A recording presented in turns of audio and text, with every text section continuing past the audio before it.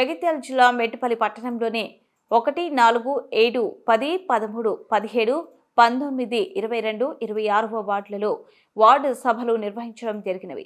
తెలంగాణ రాష్ట్ర ప్రభుత్వం ప్రతిష్టాత్మకంగా చేపట్టిన రైతు భరోసా, ఆత్మీయ భరోసా, ఇందిరమ్మ ఇండ్లు, కొత్త రేషన్ కార్డులు జారీ చేయడం వంటి కార్యక్రమాలకు సంబంధించి పట్టణంలోని అన్ని వార్డులలో వార్డు సభలు నిర్వహించవలసినదిగా తెలంగాణ రాష్ట్ర ప్రభుత్వం ఆదేశాలు జారీ చేశారు.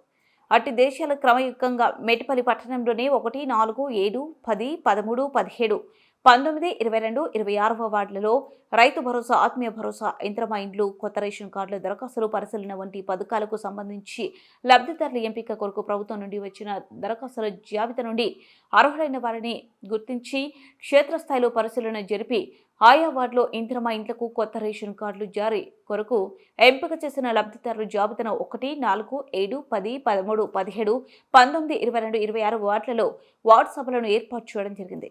ప్రతి గ్రామాలలో, ప్రతి వార్డులలో గ్రామ సభ, వార్డు సభ నిర్వహించుకుంటూ లబ్ధిదారులకు అవగాహన కల్పించుకుంటూ రేషన్ కార్డు ఉన్న వారికి, లేని వారికి కూడా ఇలా కొత్తగా మార్పులు చేసుకోవడానికి భరోసా, రైతు భరోసా అనే 4 కార్యక్రమాలను, 4 పథకాలను రాష్ట్ర కాంగ్రెస్ ప్రభుత్వం ఈ రాబోయే 26 జనవరి రోజు అట్టహాసంగా వార్డు సభను నిర్వహించడం జరిగింది. దీనికి మనకు ముఖ్య అతిథిగా కోట్ల నరసింహరావు గారికి ఇట్టి సందర్భంగా సూచన కొన్ని విషయాలు చెప్పాల్సిందే కోరుచున్నాం. అతిథిగా ఇచ్చేసినటువంటి గౌరవ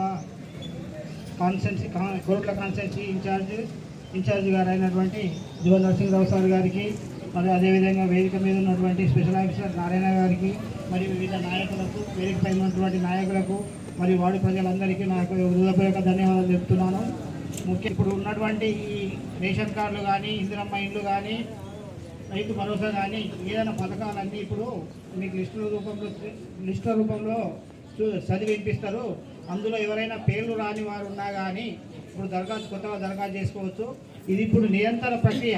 మాకు రాలేదు అనేదానికి లేదు. అర్హులైన అందరికీ, ప్రతి ఒక్కరికి ఖచ్చితంగా రేషన్ కార్డులు ఇవ్వబడతాయి, ఇందిరమ్మ ఇండ్లు సుఖ ఇవ్వబడతాయి.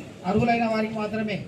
కానీ అర్హులు కాని వారు ఏమైనా దరఖాస్తు చేసుకుంటే మళ్ళీ రిజెక్ట్ చేయడము, టైం వేస్ట్ చేయడం అనేది కాకుండా దయచేసి అందరూ ఈ లిస్టులో రాని వారందరూ ప్రత్యేకంగా ఇక్కడ దరఖాస్తు చేసుకుంటున్నందు మరి అదేవిధంగా ఇక్కడ గ్రామసభ అయిపోయిన తదుపరి సుగా నిరంతర ప్రక్రియ కాబట్టి మున్సిపల్ కార్యాలయం వచ్చి సుగా దరఖాస్తు చేసుకోవచ్చు.